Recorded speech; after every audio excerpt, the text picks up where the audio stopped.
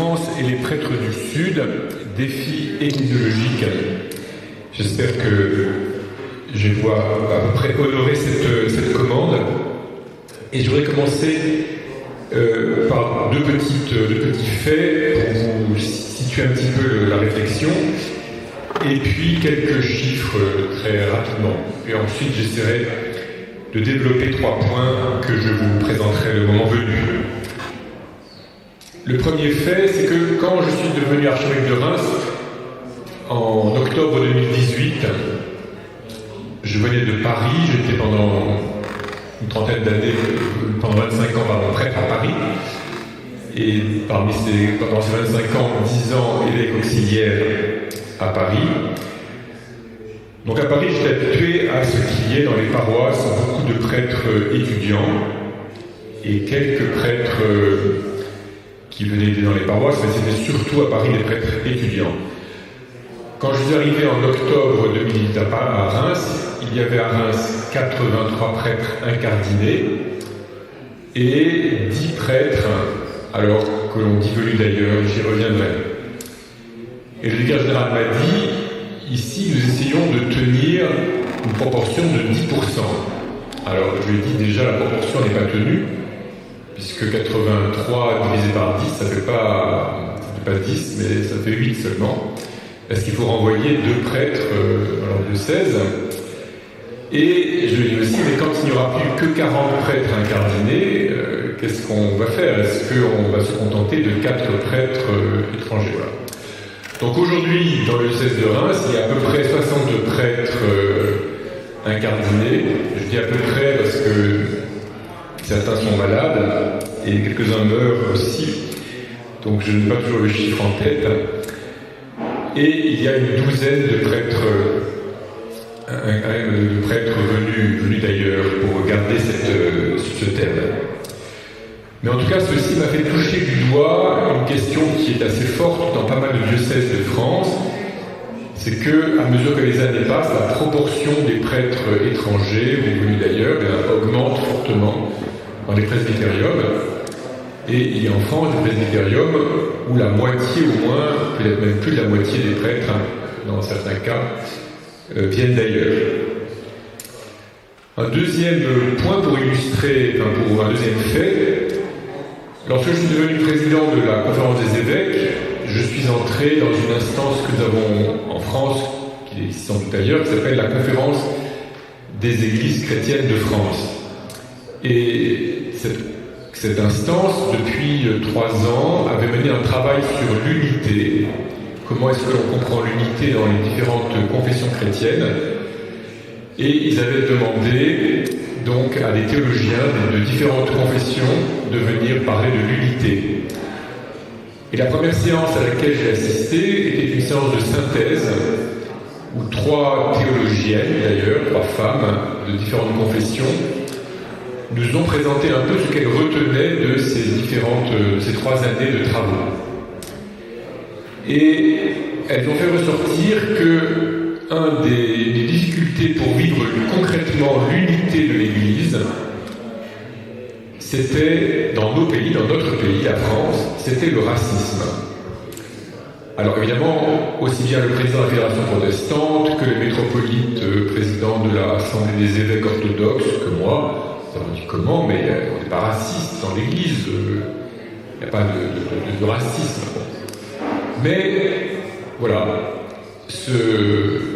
n'empêche que c'était le résultat des échanges qui avaient eu lieu.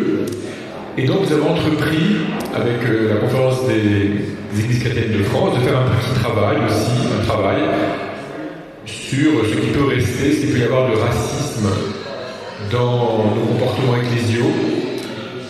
Et nous avons essayé de comprendre d'où cela pouvait venir.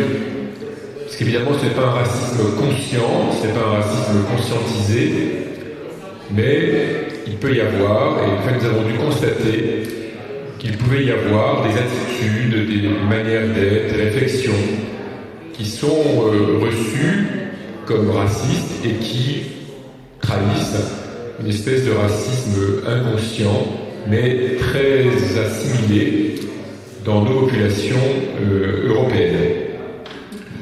Alors, la conférence des Églises chrétiennes de France est une instance écuménique, elle n'a donc pas énormément d'efficacité.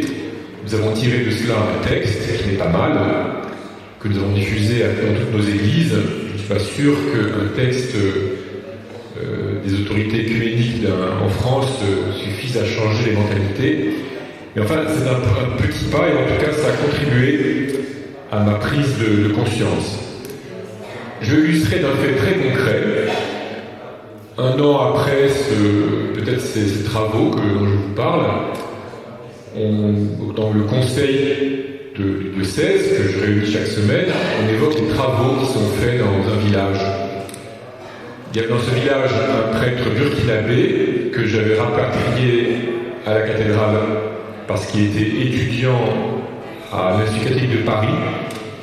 Et je trouvais que c'était idiot qu'il ait besoin de prendre sa voiture pour aller jusqu'à la gare, avec la difficulté de se garer dans Reims, tout ça pour aller étudier à Paris. Donc nous l'avons mis à la cathédrale, et il pouvait aller à pied à la gare et revenir à la gare, et c'était mieux. Et ce prêtre burkinabé, nous avions pu le remplacer dans le presbytère qu'il occupait par un prêtre du diocèse.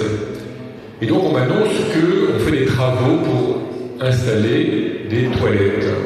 Ah, je dis, alors comment faisait le père Léonard? Il allait dans les champs. Alors on dit non, il utilisait les toilettes des salles communes, des salles paroissiales. Alors je me rendais compte de ce que vous dites là. Un prêtre burkinabé peut se contenter des toilettes paroissiales, mais un prêtre français, il faut lui faire des toilettes à lui. Voilà, donc ceci illustre ce que je viens de dire sur le racisme inconscient, tout à fait inconscient, et non volontaire, qui peut exister, dont il faut que nous soyons quand même, conscients. Et je ne prétends pas être complètement indemne de tout cela. En France, qu'est-ce que représentent les prêtres venus d'ailleurs, comme l'on dit? C'est très difficile d'avoir le chiffre exact, bizarrement, parce que les canaux par lesquels les prêtres arrivent sont variés. Donc il y a le circuit officiel des fidei donum ou des prêtres étudiants, mais il y a toujours des venues, des arrivées qui se font par un accord entre deux évêques qui se sont croisés sur la place Saint-Pierre ou ailleurs, et qui décident de quelque chose d'un échange, sans toujours faire toutes les procédures nécessaires. Mais enfin, en gros, il y a en France aujourd'hui, mettons 6000, pour simplifier, 6500 prêtres en activité, et 2000 sont des étrangers, donc ce qui fait 30% des prêtres en activité, avec de grandes inégalités de proportion entre les diocèses comme Paris, Lyon, et puis les diocèses où les prêtres venus d'ailleurs représentent aujourd'hui un tiers, la moitié, même dans certains cas, des prêtres actifs. Voilà, je ne vais pas vous inonder de chiffres, mais je peux vous en donner quelques-uns si vous le souhaitez. On parle des prêtres parce que c'est le sujet qui m'a été donné, mais je voudrais juste ajouter que pour être complet, il faudrait parler aussi des religieuses, et il y en a beaucoup parmi nous, et beaucoup de choses, beaucoup d'activités dans notre Église en France aujourd'hui n'auraient pas lieu sans la présence de nombreuses religieuses africaines, soit appartenant à des congrégations européennes, soit aussi, de plus en plus, appartenant à des congrégations africaines, ou aussi, il y a des religieuses vietnamiennes, par exemple, appartenant à des congrégations vietnamiennes. Mais beaucoup de la vie de nos paroisses ne se déroulerait pas, n'existerait pas, sans la présence de ces religieuses de plus en plus nombreuses.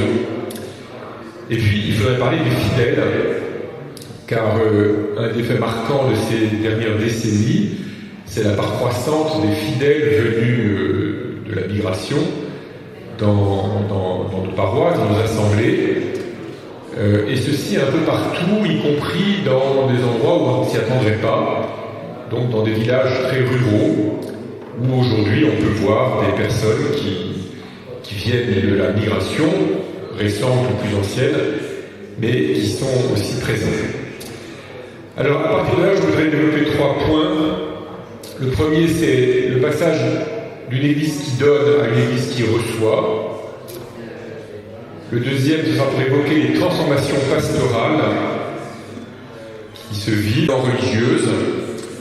Le chiffre que je connais, c'est qu'en 1890, un quart des filles françaises, un quart des femmes françaises sont religieuses. Donc, évidemment, la France a pu envoyer des missionnaires un peu partout dans le monde, parce que entre 1870 et 1900, elle avait une population abondante et énormément de prêtres et de religieux et de religieuses. Pendant longtemps, je pense y compris après la constitution des diocèses dans les pays naguère colonisés, y compris après les indépendances, il y a eu tout un temps où l'Église en France est encore une Église qui donnait, qui envoyait des prêtres fidei donum, assez nombreux, qui accueillait des prêtres étudiants qui étaient destinés à devenir un peu les cadres de leurs églises d'origine, et qui, l'Église de France, fait partie de ces églises qui permettaient à des prêtres venus d'Afrique ou d'Asie de vivre des expériences pastorales assez fortes, assez originales, assez dynamiques, et de découvrir une créativité théologique, spirituelle, pastorale, qui était très marquée en France, et dont la France, qui n'est pas toujours modeste, pouvait s'enorgueillir. Voilà.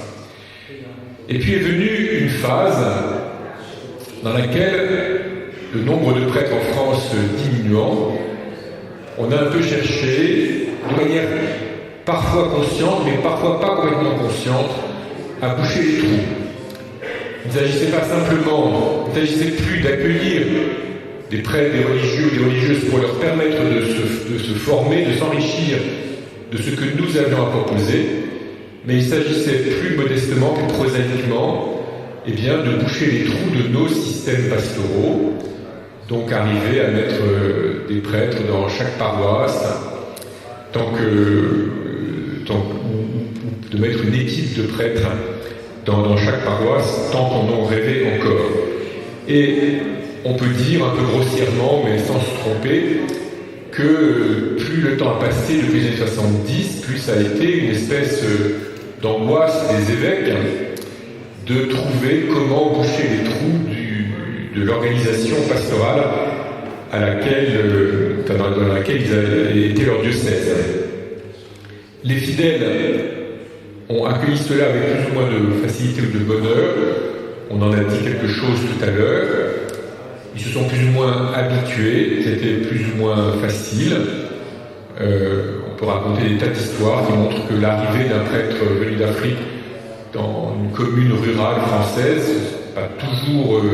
n'est pas toujours reçu tout à fait comme un envoyé de Dieu, en tout cas pas seulement. À mesure que les années ont passé, les fidèles s'y sont habitués, ils s'y sont résignés, à défaut d'avoir un prêtre local, ils étaient contents d'avoir un prêtre quand même. Voilà, il y a parfois de belles choses qui se sont passées. Il y a eu de belles histoires d'amitié, il y a eu de belles histoires de fidélité.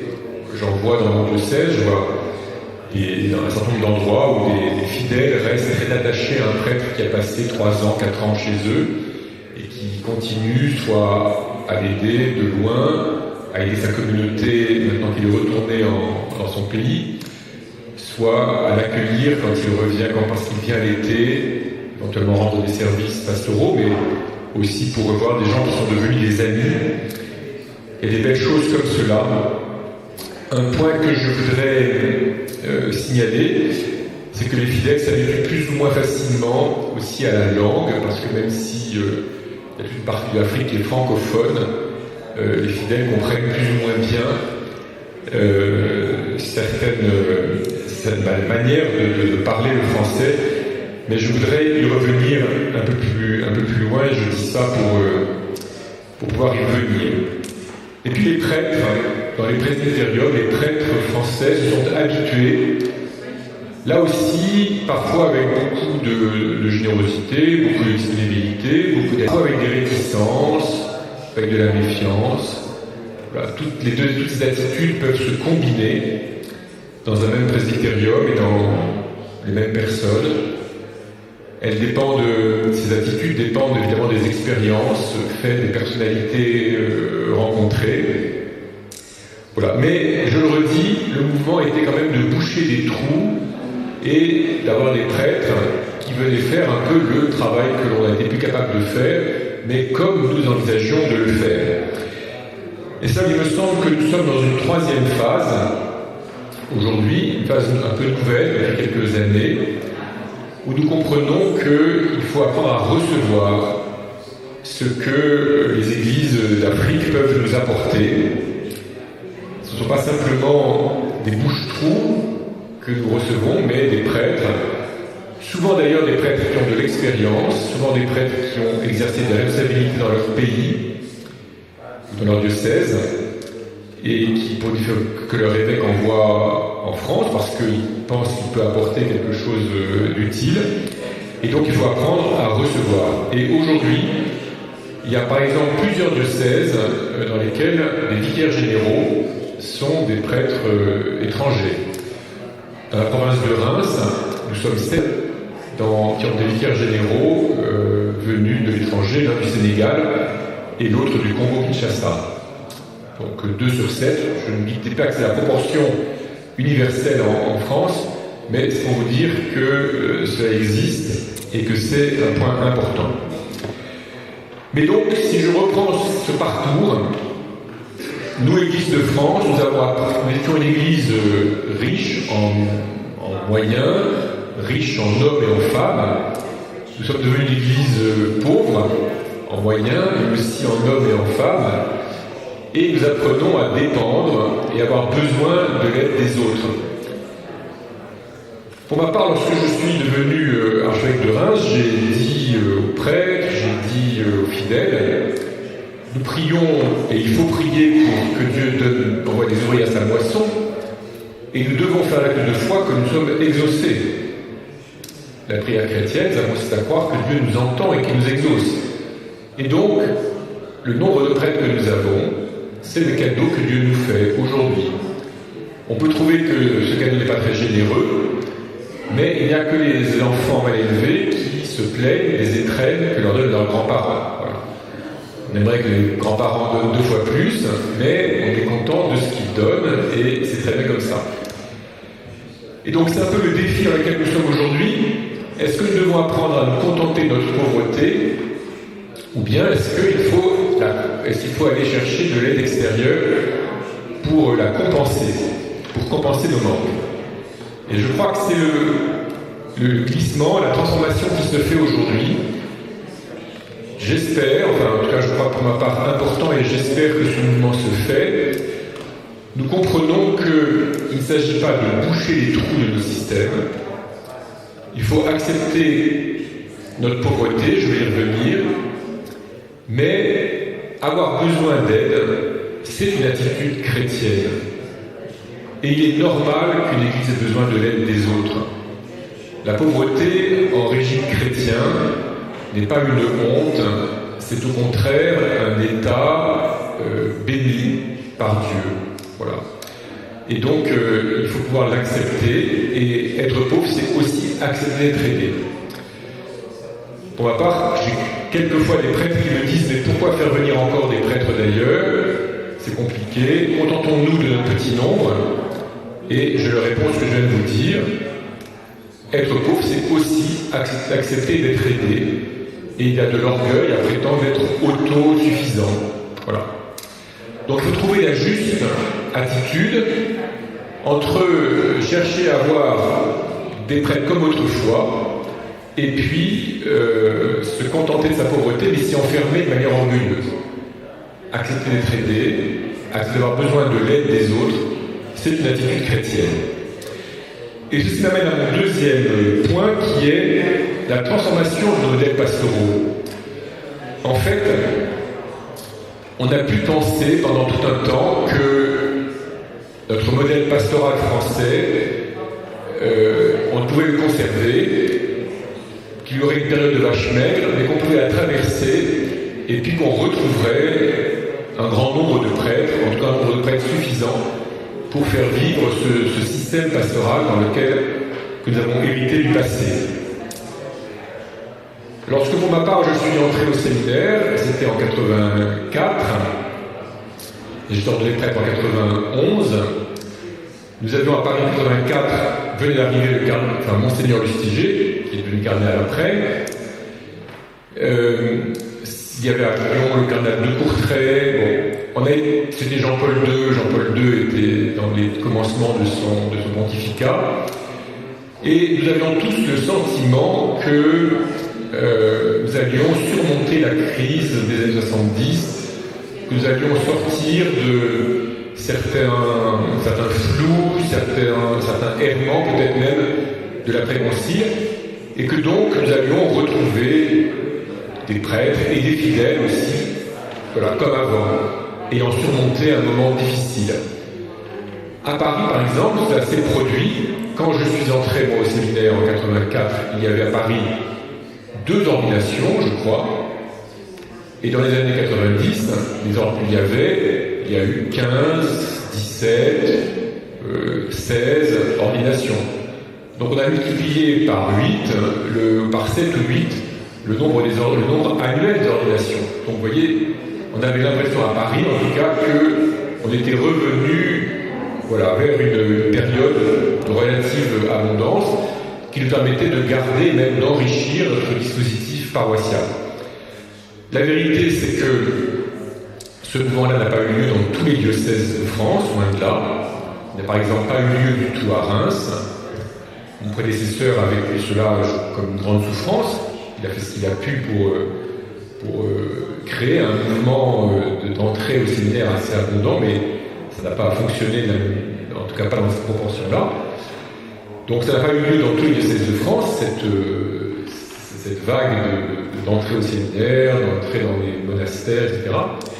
Et puis d'autre part, même à Paris, même à Lyon, même à Marseille, nous avons atteint un plateau dans les années 2000, et ce plateau s'est érodé progressivement, et puis il s'est un peu effondré en 2010, 2015, disons comme ça.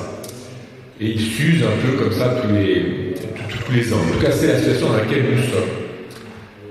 Alors, on peut pleurer sur le passé et regretter les temps anciens, évidemment, mais ça ne sert pas à grand-chose. Et donc, je crois pour ma part qu'il faut que nous acceptions, en France, de changer de modèle pastoral. Et je voudrais décrire brièvement le modèle pastoral. Quelles sont les coordonnées du modèle pastoral auquel il nous faut bien consentir?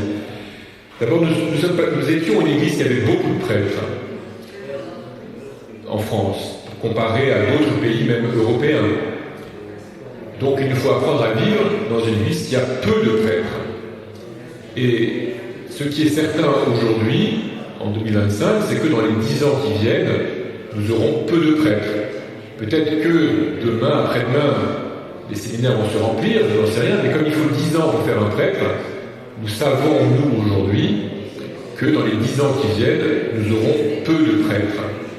Beaucoup moins qu'il y a peu de temps, parce que même dans les diocèses, il y en a encore plusieurs centaines.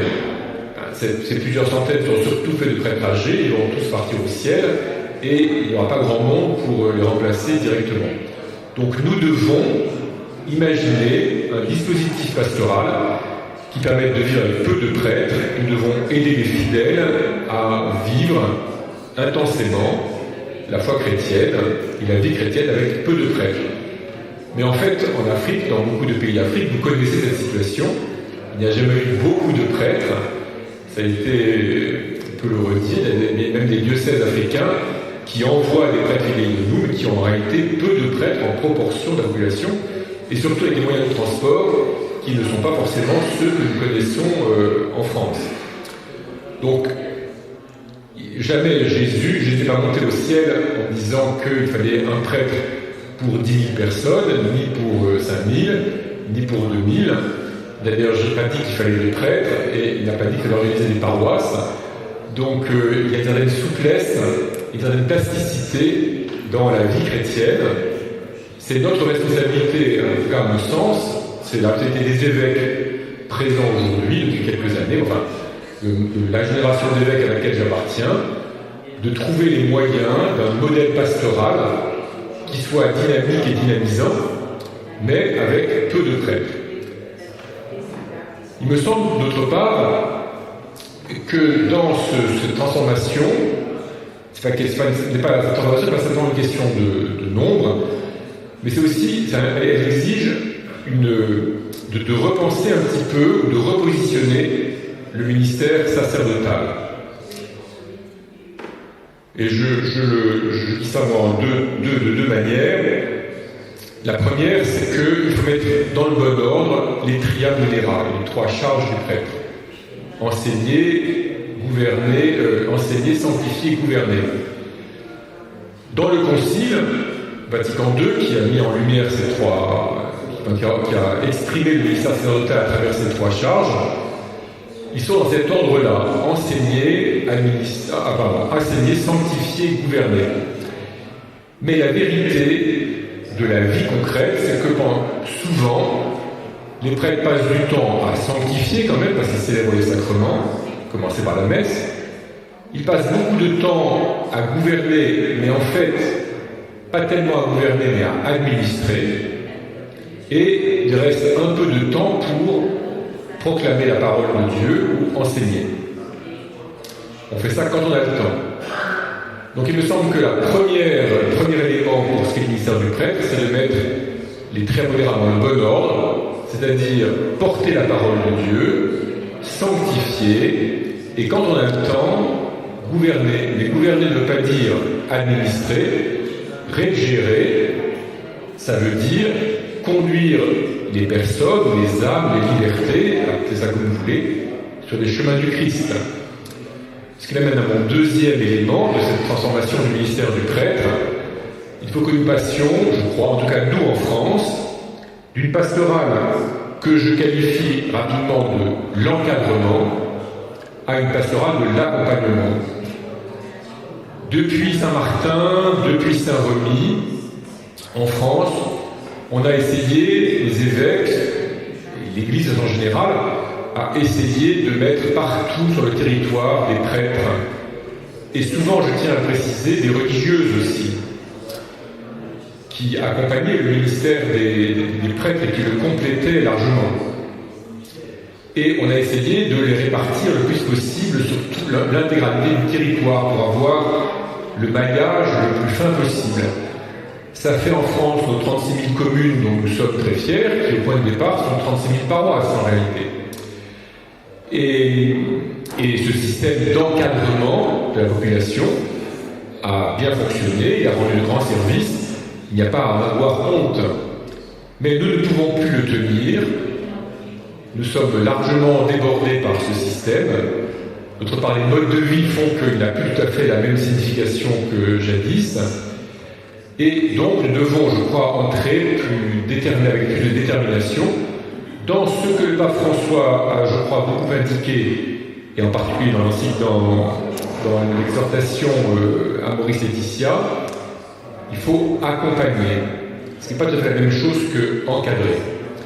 Donc, passer d'un ministère de l'encadrement, avec une grande part d'administration des biens et des personnes, à une pastorale de l'accompagnement, du soutien, de la nourriture aussi à donner aux personnes, en particulier de la nourriture des vertus théologales.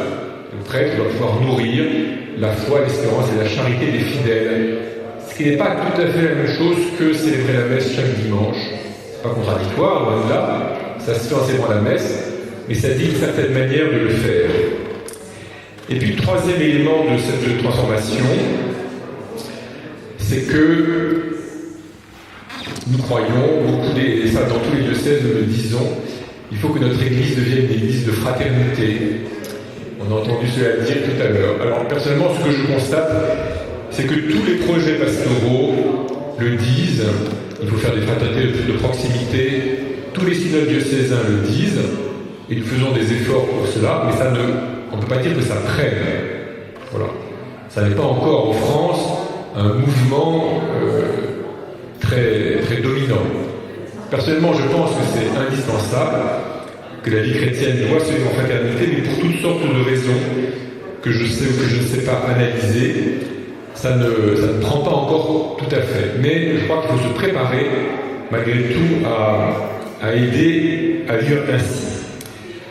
Il y a une deuxième transformation que notre Église que nos églises diocésaines en France vivent, et dont vous avez peut-être entendu parler, mais qui est assez récente. Donc c'est la forte croissance des demandes de baptême d'adultes. Alors tout de suite, les chiffres sont très petits par rapport à certains chiffres que l'on connaît dans certaines paroisses ou certains diocèses africains. Mais ce qui est notable pour nous, c'est que depuis 2 ans, en 2 ans, nous avons triplé, quadruplé, doublé le nombre des catéchumènes. Donc, encore une fois, ce ne sont pas des chiffres extraordinaires, mais c'est une croissance très forte.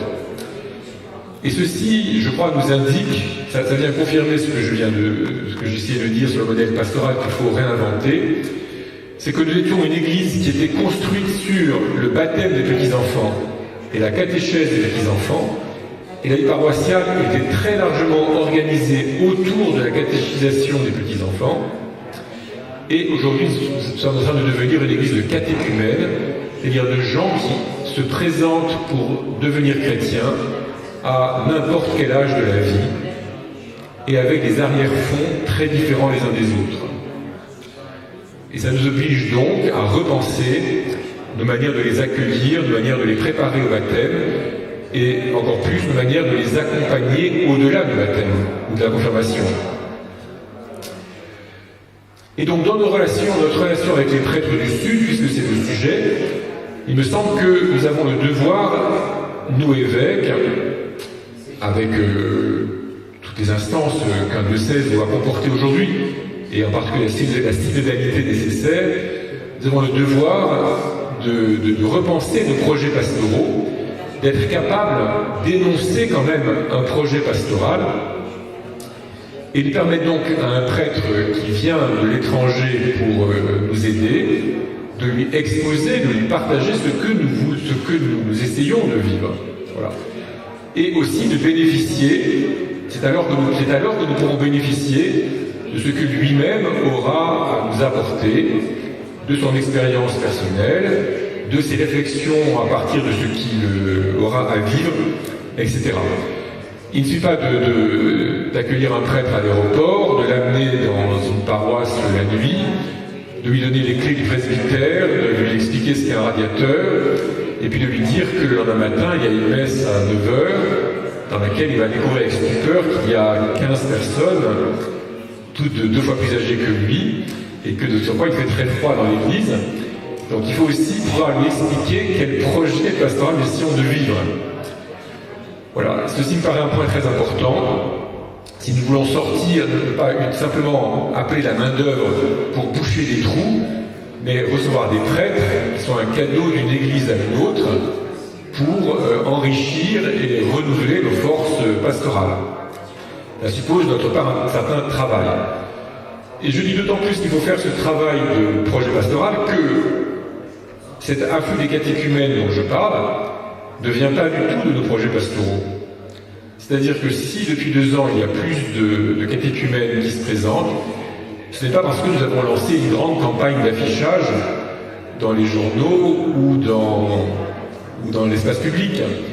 C'est pas parce que nous avons brusquement trouvé le moyen d'une prédication enflammée qui brûle les cœurs. Donc c'est un cadeau que Dieu nous fait. C'est Dieu qui attire à son Fils tous les hommes. Et voilà, nous en sommes simplement les serviteurs, nous avons à nous mettre au service de cela. Mais pour que Dieu puisse faire son travail, encore faut-il que nous fassions le nôtre aussi. Et c'est pourquoi je crois très important que nous définissions des projets pastoraux et que nous soyons capables de les partager avec les prêtres qui viennent d'autres diocèses, en particulier ceux qui viennent du Sud. Enfin, dans la transformation que nous avons à vivre, nous Français, il y a le fait que nous avons, comme Église, à apprendre à vivre dans un monde pluriel, et en particulier dans lequel il y a une pluralité de religions. Parce que jusqu'à il y a très peu de temps, en fait en France, on était ou bien catholique, ou bien anti-catholique. Voilà. il n'y avait que deux options. Il y avait un petit groupe de protestants, un tout petit peu de juifs, et puis c'était tout. Voilà, la France, c'était l'Église catholique ou pas l'Église catholique. La loi de 1905, loi de séparation, elle a été voulue quand même au point de départ pour desserrer l'étau, enfin, comme un complément de toutes sortes de lois qui voulait desserrer précisément l'encadrement de l'Église catholique sur la société française. Et il n'est pas exclu que c'était une bonne chose de desserrer un peu cet encadrement. Voilà. Cette loi 1905 est devenue une loi de liberté qui permet de vivre dans la pluralité des religions. Et nous nous en félicitons plutôt en donnant de la liberté à tout le monde. Là aussi, on peut en discuter longtemps. Mais voilà. Mais ce que je veux surtout souligner, c'est que pour nous, Français, vivre avec plusieurs religions, c'est nouveau. Et en particulier, vivre avec des religions qui sont actives, qui sont même elles-mêmes un peu prosélytes. Parce que s'il y avait des catholiques, il y avait des protestants, il y a eu dans le protestantisme français des mouvements de réveil, et donc des éléments de conversion. Mais ça restait quand même extrêmement limité. Ça ne menaçait pas l'Église catholique. Ce qui menaçait l'Église catholique, c'est l'agnosticisme, mais ce n'était pas d'autres religions. Ce qui est nouveau en France, c'est que nous vivons avec un islam qui est présent, qui est actif, qui est vivant et qui a envie de se développer. Et qui attire, y compris des gens qui pourraient être chrétiens ou qui ont été baptisés. Donc ça, c'est une situation tout à fait nouvelle avec laquelle il faut que nous consentions, nous n'avons pas le choix, dans laquelle nous avons à vivre, et qui doit nous stimuler dans notre vie, dans notre foi et dans notre vie d'église, plutôt que nous décourager. Ce que je veux souligner, c'est que beaucoup de prêtres, dans beaucoup de pays d'Afrique, c'est une situation que vous connaissez. Vous êtes habitués à ce pluralisme religieux, vous êtes habitués à ce que les musulmans soient vivants, peut-être pas forcément qu'ils soient prosélytes, même si aujourd'hui vous sentez la pression d'un certain islamisme. Donc nous partageons cette situation. Mais vous voyez, ce qui est caractéristique, c'est qu'en France, c'est très nouveau, et nos catholiques, en tout cas les plus âgés de nos catholiques, ne sont pas du tout habitués à cela. Et donc ils ont du mal à comprendre cette situation, ou bien elle les effraie, ou bien elle les fascine, ou bien elle les laisse complètement muets, voilà, mais ils ne savent pas très bien quoi faire face à cela. Enfin, j'en viens donc à quelques défis qu'on peut énoncer. Je vais être bref parce que je pense que je l'ai déjà énoncé, mais je voudrais juste énumérer quelques points. Il est clair que dans la mission, à partir du moment où on accueille des prêtres venus d'ailleurs, il y a un défi culturel. Les Français qui ont été missionnaires en Afrique l'ont connu, en tout cas les meilleurs d'entre eux. Il a fallu qu'ils acceptent la part de dépaysement, de déculturation qu'il faut accepter de vivre quand on est missionnaire. Et il a fallu qu'ils précisent ce qu'ils avaient à apporter au peuple, aux personnes à qui ils étaient envoyés, pour apporter vraiment le Christ et pas forcément la civilisation française. Voilà, les meilleurs d'entre eux ont fait ce travail, en tout cas ont essayé de le faire, et il est à faire toujours. Il est clair que sur un certain nombre de thèmes que je vais énumérer, nous avons sans doute des rapports différents. L'autorité ne se vit plus de la même manière en France et dans beaucoup de pays d'Afrique.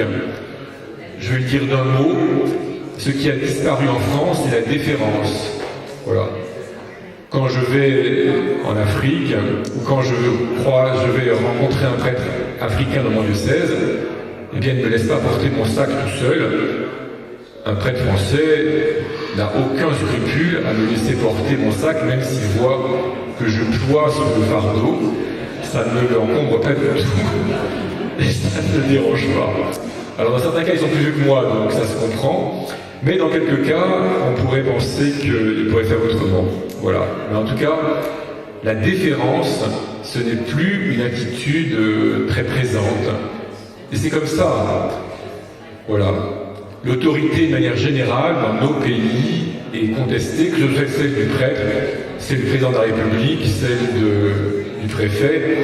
Toutes les autorités sont contestées et sont contestables et contestées. La question de l'argent est aussi un sujet parce que nous, Français, nous avons l'impression toujours d'en avoir peu. Et pour beaucoup de vous qui arrivez, de prêtres qui viennent d'Afrique, ou du Vietnam d'ailleurs, ou d'Asie, eh bien il y en a beaucoup. Ils ont le sentiment d'une abondance. Voilà. Donc nous vivons dans l'abondance, mais ils ont l'impression de manquer, alors que certains viennent découvrir une surabondance et à laquelle il s'agit d'avoir part, ce qui est légitime, d'autant que certains prêtres arrivent avec des familles ou des responsabilités à assurer dans leur pays d'origine, que ce soit soutenir leur famille, que ce soit soutenir leur diocèse, cela peut arriver aussi. Et puis un point peut-être plus délicat et qui a monté ces dernières années, personnellement je n'ai pas été confronté à ce problème, mais il existe, la question de la chasteté, la question de la relation avec les femmes, en particulier, de la juste relation avec les femmes, c'est un sujet sur lequel il y a sûrement des choses à se dire. Je pense, deuxièmement, qu'il y a des défis spirituels. Et ce que je viens de dire sont déjà des défis spirituels, mais je voudrais les préciser parce que s'il s'agit que le ministère sacerdotal soit un ministère d'accompagnement, eh bien, il faut que les prêtres qui viennent nous aider soient capables d'accompagner spirituellement aussi des âmes françaises. Et les âmes françaises, elles ont leurs complications, elles ont leur histoire, elles ne sont pas forcément tout à fait les mêmes que les âmes africaines. Et il y a là quelque chose à quoi nous devons travailler et sur lequel nous pouvons progresser. Et troisième point, je trouve, troisième défi que je voudrais indiquer, on parle beaucoup des cultures, la différence culturelle, etc. Personnellement, je suis assez peu sensible à ce terme, ou à cette thématique, peut-être à tort, parce que quand je rejoins un tout petit peu ce qu'elle un petit peu, enfin peut-être que ce que veut dire Monseigneur Sadiogo aller plus loin, mais je le rejoins néanmoins, souvent on confond la culture et le folklore, c'est-à-dire, évidemment, les Africains aiment bien mettre du piment dans leurs aliments, c'est très bien. Moi personnellement, j'aime bien la nourriture pimentée aussi. C'est une question, je ne sais pas comment dire, c'est une question de curiosité, voilà. Je crois que le fond du problème, c'est pas une question de savoir comment l'on se nourrit, à quelle heure, de quelle manière. Je crois que le fond du problème est plus profond. Il y a une question d'anthropologie, c'est-à-dire quelle est l'expérience humaine et qu'est-ce qui fait le centre de l'expérience humaine. Chez nous, le centre de l'expérience humaine, en tout cas en France, c'est un certain rapport à la liberté, qui est complexe et qui faudrait beaucoup de temps pour définir, donc je ne vais pas m'y lancer. Mais voilà, je pense que selon les zones culturelles, pour le coup, il y a une expérience anthropologique qui est un peu différente et qu'il s'agit de rejoindre. Mais la rejoindre, ça c'est passionnant parce que c'est un enrichissement de l'humanité de chacun. Donc c'est pas simplement faire du tourisme pour savoir si on chante comme ceci, si on bat on tape des mains, si on mange épicé ou pas épicé, mais c'est une question, encore une fois, vous voyez, d'élargissement, d'approfondissement de notre humanité à chacun. Et ceci m'amène à ma conclusion. Je crois que ce que nous avons, le moment présent, le moment dans lequel nous sommes, l'histoire de l'Église, nous amène à vivre peut-être avec plus de profondeur et plus de vérité, la catholicité de l'Église, et peut-être aussi son apostolicité. Sa catholicité parce que je crois que nous devons faire le pari que dans l'Église, nous pouvons vivre l'unité de l'humanité, mais non pas sous le mode de la globalisation du commerce, qui fait que partout on regarde Walt Disney, ou que l'on écoute partout les mêmes musiques, mais précisément dans un enrichissement de l'expérience humaine que l'on peut faire. Et il y a des expériences par exemple, vous voyez, du manque, de la relation, des expériences, voilà, enfin, bref, il faudrait détailler ça. En tout cas, voilà, la catholicité, à mon avis, se situe à ce niveau-là. Et je dis l'apostolicité parce que notre Église est fondée sur les apôtres, et personnellement, je crois très important, dans tous nos débats sur l'interculturalité, nous souvenir que notre foi, elle nous vient de 12 hommes, enfin, elle nous vient même de 11, puis 12 hommes qui étaient des Juifs, des descendants d'Israël. La foi chrétienne, c'est croire que toutes les nations ont part à l'héritage d'Israël. Tout à l'heure, on a évoqué Ouida. Il se trouve que je suis allé à Ouida au mois de février. J'ai logé au séminaire. Ça m'a permis d'évoquer la figure du canal Gantine, qui a beaucoup impressionné en France quand il est venu remplacer Jean-Paul II au moment du congrès eucharistique de Lourdes. Jean-Paul II il y a eu d'attentat contre Jean-Paul II. J'ai participé au Laude avec les séminaristes, puis à la messe. Et puis après, vous allez visiter la cathédrale Immaculée Conception et le temple du Python auquel on faisait allusion. Et moi, personnellement, ce qui m'a bouleversé, c'est dans la chapelle de Ouida, de chanter les psaumes des Laudes avec les 250 séminaristes qui étaient là. Parce qu'on les chantait en français, mais ce ne sont pas des psaumes français, ce ne sont pas des psaumes gaulois, ce ne sont pas des psaumes francs, ce ne sont pas des psaumes germaniques, ce sont des psaumes d'Israël. Et c'est la descendance d'Abraham dont Jésus nous a partagé le bénéfice, dont les apôtres, et c'est ce qu'on entend dans les actes des apôtres en ce moment, acceptent de partager le bénéfice. Il me semble que être conscient de cette racine-là de notre foi et de notre vie chrétienne peut permettre de sortir de beaucoup de face à face, parce que voilà, la transcendance de Dieu, elle se reflète aussi dans cette étrangeté initiale du christianisme. Il me semble que voilà, ce moment du XXIe siècle où nous sommes est une phase d'histoire de l'Église où nous pouvons vivre davantage, avec plus d'exactitude, plus de rigueur, la catholicité et l'apostolicité de l'Église. C'est mon espérance en tout cas. Je vous remercie.